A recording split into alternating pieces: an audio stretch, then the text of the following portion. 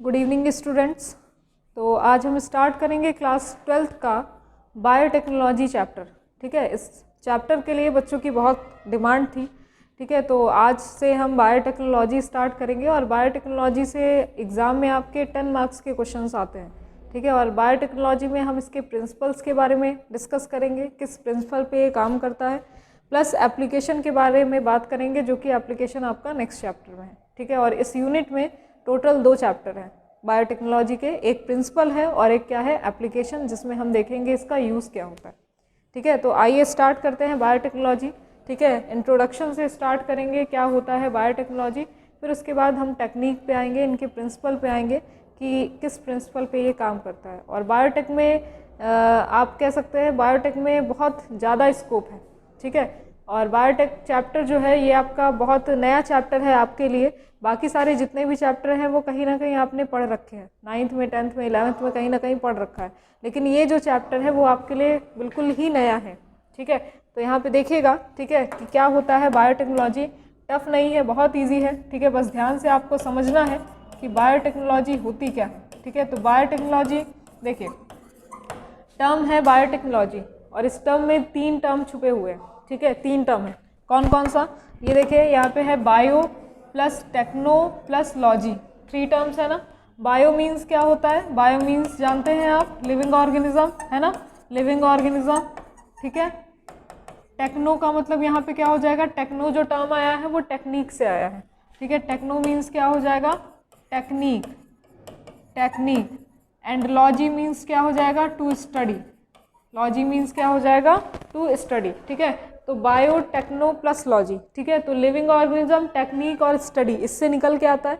ठीक है, तो यहाँ पे देखिए डेफिनेशन क्या हो जाएगी, यहाँ पे इसका मतलब क्या हो जाएगा, देखिए लिविंग ऑर्गेनिज्म। ठीक है, लिविंग ऑर्गेनिज्म और टेक्निक का यूज़ करके हम जो स्टडी करते हैं, हम जो प्रोडक्ट ऑब्टेन करते हैं, उसी को हम क्या कहते हैं, बायोटेक्नोलॉजी कहते हैं। क्या कहा मैंने कहा कि लिविंग ऑर्गेनिज्म और टेक्निक का यूज़ करके हम जो प्रोडक्ट ऑब्टेन करते हैं, हम जो स्टडीज़ करते हैं, उसी को हम क्या कहते हैं, बायोटेक्नोलॉजी कहते हैं। ठीक है, अब यहाँ पे देखिए एग्जाम्पल से मैं आपको समझाऊंगी, बहुत अच्छे से समझ में आएगा। देखिए एग्जाम्पल की अगर हम बात करें, जैसे आजकल का जो एक बहुत ही कॉमन डिजीज़ है, जो कि हर घर में एक पेशेंट होता ही है, वो क्या है आपका डायबिटीज़। ठीक है, डायबिटीज़ जो होता है वो आपका इंसुलिन की कमी से होता है ना। बॉडी में अगर इंसुलिन जीन अगर एबनॉर्मल हो गया, ठीक है, तो उसकी वजह से क्या होता है, इंसुलिन सिक्रीट करना बंद हो जाता है, इंसुलिन बनना बंद हो जाता है बॉडी में। और ये क्या करेगा, आपके बॉडी में जो ब्लड में शुगर लेवल होता है उसको क्या कर देता है, इंक्रीज कर देता है। तो बहुत सारे प्रॉब्लम क्रिएट करता है। ठीक है, बहुत सारे प्रॉब्लम्स होते हैं इंसुलिन की कमी की वजह से। तो इंसुलिन क्या दिया जाता है, आर्टिफिशियली दिया जाता है। ठीक है, आर्टिफिशियली बना के दिया जाता है। ठीक है, तो ये इंसुलिन बनाने के लिए देखें यहाँ पे इसी बायोटेक का इस्तेमाल किया जाता है। ठीक है, इसी बायोटेक्नोलॉजी का इस्तेमाल किया जाता है। अब देखिए यहाँ पे कैसे बनाएंगे, देखिए जैसे कोई भी इंसुलिन की जीन, आपको पता है इंसुलिन की जीन हमारे बॉडी में होती है, हर किसी के बॉडी में प्रेजेंट होती है इंसुलिन की जीन। अब ये जो इंसुलिन की जीन होती है, ठीक है, ये क्या करेगी, इंसुलिन को प्रोड्यूस करेगी, जो कि ब्लड के अंदर शुगर लेवल को क्या करेगा, कंट्रोल करेगा। तो होता क्या है, जब ये इंसुलिन जीन एबनॉर्मल हो जाती है तो हम क्या करते हैं, इंसुलिन बनाने के लिए, आर्टिफिशियली इसको प्रोड्यूस करने के लिए हम क्या करते हैं, इंसुलिन की जीन को सेपरेट करते हैं। ठीक है, सेपरेट करते हैं किसी दूसरे ह्यूमन से।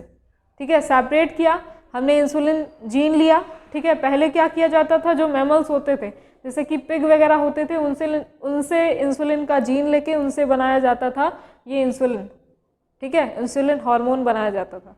लेकिन हुआ क्या, एलर्जिक रिएक्शंस होने लगे ह्यूमंस के अंदर। तो ह्यूमंस के अंदर इससे ही क्या लिया जाता है, अब इंसुलिन का जीन लिया जाता है, और इंसुलिन के जीन को बायोटेक के मेथड से इंसुलिन हार्मोन फाइनल प्रोडक्ट बनाने के लिए इस्तेमाल किया जाता है। तो देखिए यहाँ पे कैसे बनेगा इंसुलिन की जीन, देखिए जैसे मान लीजिए यहाँ पे हमने अपना डिज़ायरेबल जीन ले लिया। ठीक है, डिज़ायरेबल जीन कौन सा है हमारा, इंसुलिन ही है। ठीक है, ये इंसुलिन का जीन है।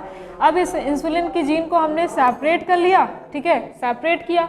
ठीक है, सेपरेट करने के बाद हम क्या करेंगे, इसको एक वेक्टर के अंदर इंट्रोड्यूस कर देंगे। अब ये वेक्टर क्या होता है, देखिए वेक्टर जो कि डिज़ायरेबल जीन, हमारे डिज़ायरेबल जीन को क्या करेगा, कैरी करेगा।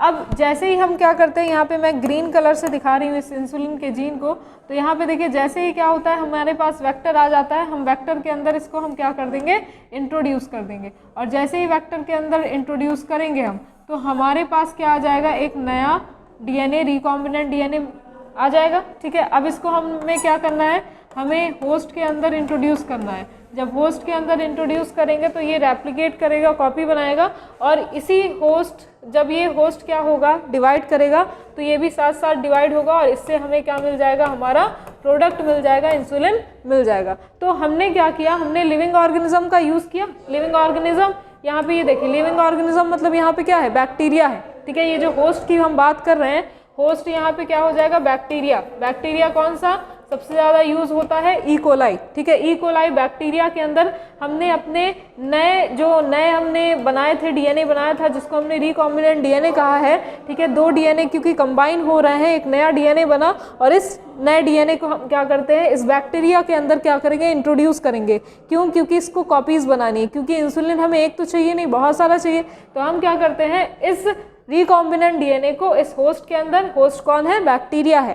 ठीक है, बैक्टीरिया के अंदर इंट्रोड्यूस किया, और इंट्रोड्यूस करने के बाद जब ये कॉपीज़ बनाता है, तब हम क्या करते हैं, अपना फाइनल प्रोडक्ट ऑब्टेन कर लेते हैं। तो यहाँ पे देखिए, यहाँ पे डेफिनेशन से इसको आप रिलेट कर पा रहे होंगे, और ये समझ में आ रहा होगा कि यहाँ पे लिविंग ऑर्गेनिज्म का यूज़ हुआ कि नहीं, है ना। बैक्टीरिया का यूज़ हुआ, बैक्टीरिया का यूज़ हुआ एज अ लिविंग ऑर्गेनिज्म, और टेक्निक हमने देखिए लगाई, टेक्निक हमने लगाई, डिज़ायरेबल जीन लाया, फिर उसके अंदर, फिर उसके बाद वेक्टर के अंदर उसको इंट्रोड्यूस किया।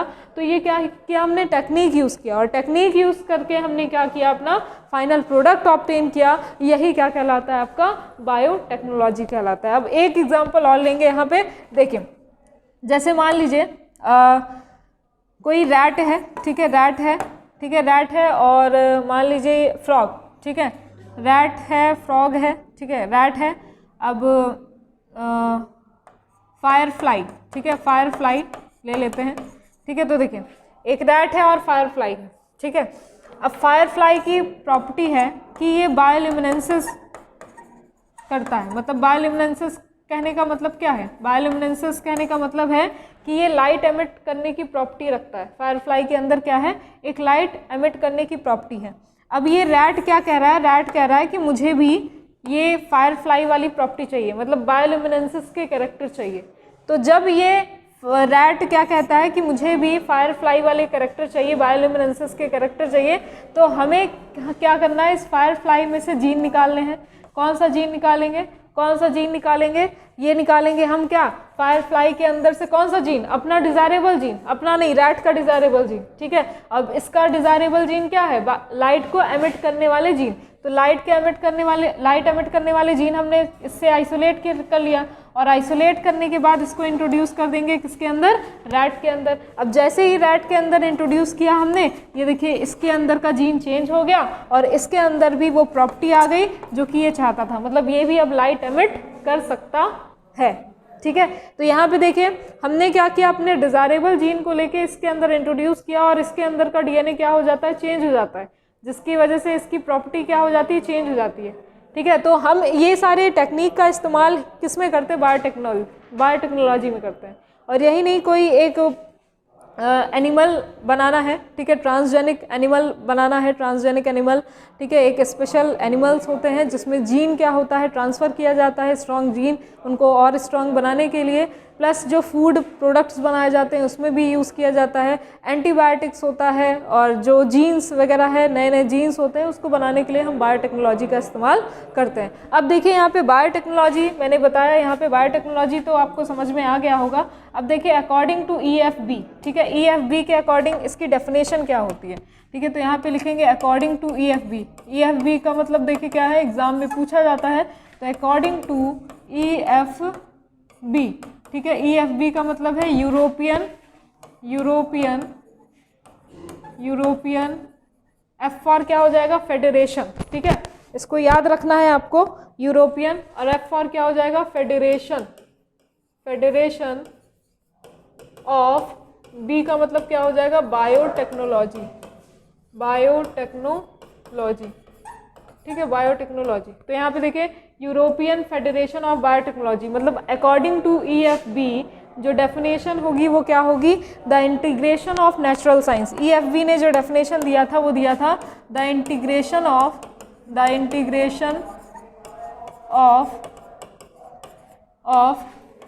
नेचुरल साइंस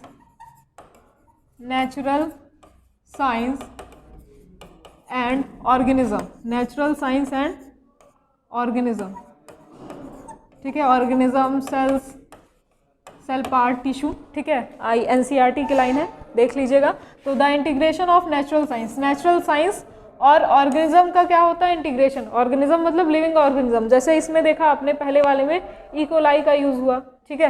तो ऑर्गेनिज्म और नेचुरल साइंस को इंटीग्रेट करके जो हम फाइनल प्रोडक्ट जो हम स्टडीज़ करते हैं उसी को हम क्या कहते हैं, बायोटेक्नोलॉजी कहते हैं। ये डेफिनेशन किसने दिया था, EFB, European Federation of biotechnology.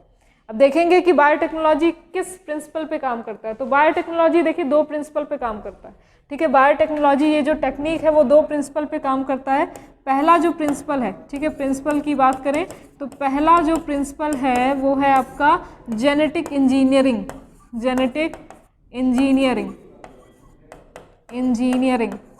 ठीक है। और दूसरा क्या हो जाएगा, दूसरा बायोकेमिकल प्रोसेसेस,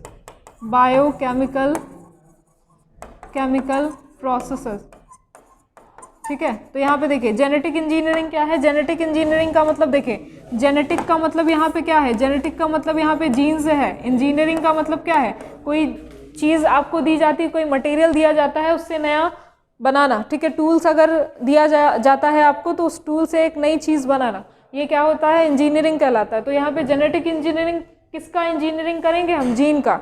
आपको जीन दिया जाएगा और जीन से क्या करना है, आपको फाइनल प्रोडक्ट बनाना है। तो यहाँ पे देखिए जेनेटिक इंजीनियरिंग में क्या होता है, alter of DNA and RNA, DNA और RNA, ठीक है। हमारे पास जो DNA और RNA होता है, किसी भी ऑर्गेनिज्म का जो DNA और RNA होता है उसमें ऑल्टर करना। ऑल्टर का मतलब क्या होता है, चेंज करना। यहाँ पे देखिए, पीछे आइए, यहाँ पे देखिए जैसे हमने क्या किया, इस फायरफ्लाई के अंदर से जीन निकाला और उसको किस में डाल दिया, रैट के अंदर डाल दिया। इसके जीन में चेंज हो गया, DNA चेंज हो गया, इसका है ना, चेंज हो गया ना। तो यहाँ पे यही चीज़ कहा जा रहा है कि पहले हम क्या करते हैं, पहला प्रिंसिपल क्या है बायोटेक्नोलॉजी का, जेनेटिक इंजीनियरिंग, जिसमें alter of DNA and RNA, जो जेनेटिक मटेरियल होता है उनमें क्या करते हैं, हम चेंज करते हैं, ठीक है। अब देखिए बायोकेमिकल प्रोसेस। अब बायोकेमिकल प्रोसेस क्या है, देखिए बायोकेमिकल प्रोसेस मतलब कंटामिनेशन फ्री इन्वायरमेंट होना चाहिए, ठीक है, स्टेराइल, कंटामिनेशन फ्री। तो देखिए यहाँ पे कंटामिनेशन फ्री का मतलब देखिए, जीन तो आपने चेंज कर लिया। जैसे इंसुलिन ही अगर हम बना रहे हैं तो इंसुलिन के जीन को तो आपने बहुत सारे नंबर्स में बना लिया। अब इंसुलिन जीन को बनाने के बाद उससे जो इंसुलिन हार्मोन है, जो प्रोडक्ट है, अगर वो बनाना है तो हमें क्या करना होता है, बहुत ही लार्ज अमाउंट में अगर बनाना है तो हमें एक बहुत बड़े बड़े वेसल्स का इस्तेमाल करना होता है। और वो जो वेसल होते हैं वो क्या होना चाहिए, कंटामिनेशन फ्री होना चाहिए, ठीक है। जैसे मैं बहुत अच्छा एग्जाम्पल आपको दूंगी। जैसे मान लीजिए घर में आप कर्ड बनाते हैं, ठीक है, कर्ड बनाते हैं तो कर्ड कैसे बनता है, मिल्क से, ठीक है। मिल्क से क्या होता है, कर्ड, ठीक है। मिल्क का कर्ड में कन्वर्जन करने के लिए यहाँ पे हम इस्तेमाल करते हैं लैक्टोबैसिलस बैक्टीरिया। और ये जो लैक्टोबैसिलस बैक्टीरिया होता है वो कर्ड में ही तो होता है ना, कर्ड में होता है। तो मिल्क को हल्का सा वार्म किया, वार्म करने के बाद एज अ इनोकुलम, मतलब कि प्रोसेस को स्टार्ट कराने के लिए थोड़ा सा हम कर्ड डालते हैं, किसमें, मिल्क के अंदर। अब क्या होगा, जो वार्म मिल्क है, ठीक है, उसकी वजह से क्या होगा, लैक्टोबैसिलस जो कि कर्ड में प्रेजेंट है वो कल्चरिंग करेगा, वो अपने नंबर्स को बढ़ाएगा और वहाँ पे रेस्पिरेशन करता है, डाइजेस्ट करेगा मिल्क में प्रेजेंट प्रोटीन को और कोगुलेट कर देता है, कर्ड में उसको चेंज कर देता है, ठीक है। तो यहाँ पे मिल्क से मिल्क टू कर्ड में, ठीक है, मिल्क का कर्ड में जो कन्वर्जन कर रहा है कौन सा बैक्टीरिया कर रहा है, लैक्टोबैसिलस बैक्टीरिया कर रहा है। अगर इस लैक्टोबैसिलस बैक्टीरिया की जगह हमने ईस्ट डाल दिया, ध्यान दीजिएगा मैंने क्या कहा, इस लैक्टोबैसिलस की जगह हमने ईस्ट डाल दिया, तो क्या ये मिल्क कर्ड में चेंज हो पाएगा, नहीं हो पाएगा ना, नहीं हो पाएगा। तो यहाँ पे ये इसके लिए अब इन्वायरमेंट कैसा हो गया, कंटामिनेटेड हो गया, ठीक है, जो प्रोडक्ट हमें चाहिए था वो प्रोडक्ट अब हमें नहीं मिलेगा। तो यहाँ पे यही चीज़ कहा गया है कि जेनेटिक इंजीनियरिंग तो कर लिया, ऑल्टर कर लिया, चेंज कर लिया डीएनए और आरएनए में, लेकिन बायोकेमिकल प्रोसेस में क्या होता है, कंटामिनेशन फ्री इन्वायरमेंट होना चाहिए। ठीक है, कंटामिनेशन फ्री, पॉल्यूटेड नहीं होना चाहिए। अगर पॉल्यूटेड हुआ, कंटामिनेशन हुआ, तो जो प्रोडक्ट हमें चाहिए वो प्रोडक्ट हमें ऑब्टेन नहीं होगा, कोई दूसरा ऑब्टेन हो जाएगा। ठीक है, जैसे एथाइल अल्कोहल ही बनाना है, ठीक है, तो एथाइल अल्कोहल बनाने की प्रोसेस आप सब जानते हैं। ठीक है, एथाइल अल्कोहल अगर बनाना है तो उसमें यूज़ हो रहा है, फर्मेंटेशन की प्रोसेस उसमें भी होती है, ईस्ट का यूज़ किया जाता है। अब ईस्ट की जगह कोई दूसरा बैक्टीरिया ला के डाल दीजिए, कंटामिनेशन हो गया, अब वो प्रोडक्ट आपको मिलेगा ही नहीं। तो दूसरा प्रिंसिपल क्या है, बायोकेमिकल प्रोसेस, जो कि क्या होता है, कंटामिनेशन फ्री होना चाहिए। ठीक है, तो दो प्रिंसिपल, और ये दोनों प्रिंसिपल के बारे में पूरे चैप्टर में हम क्या करेंगे, डिस्कस करेंगे। तो दो प्रिंसिपल कौन कौन से हैं, पहला है जेनेटिक इंजीनियरिंग और दूसरा क्या है, बायोकेमिकल प्रोसेस। ठीक है, इसके आगे का जो पार्ट है, ठीक है, नेक्स्ट क्लास में डिस्कस करेंगे। यहाँ तक अगर कोई भी प्रॉब्लम हो तो आप कमेंट बॉक्स में पूछ सकते हैं। Thank you.